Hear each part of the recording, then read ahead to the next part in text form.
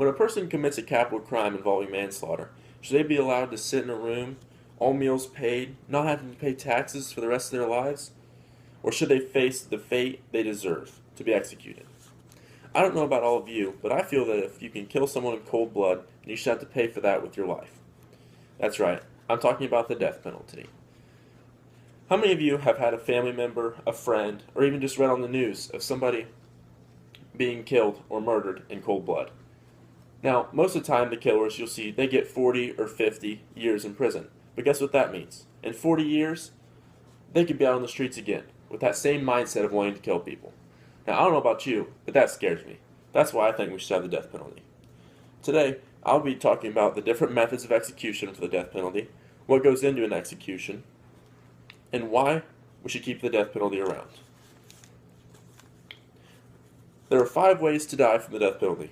Hanging, which is from a noose, just like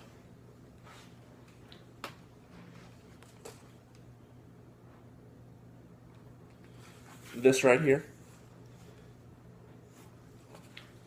Electrocution in the electric chair, which is this right here.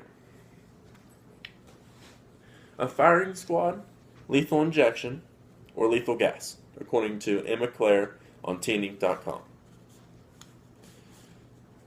Now, I don't know if you support it, but I do. According to pewscark.org, the time that the death penalty had the most support was in 1995, when 80% of Americans were for it. However, since that time, there's been a drastic decline in support for the death penalty. As we sit today, according to Gallup.com, polls, 7 in 10 Americans support the death penalty. That's a 10% drop in support for the death penalty.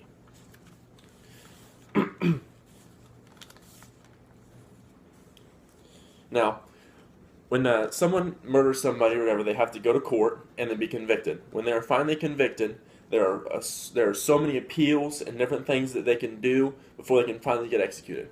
On average, inmate on death row spends about 15 years waiting to be executed.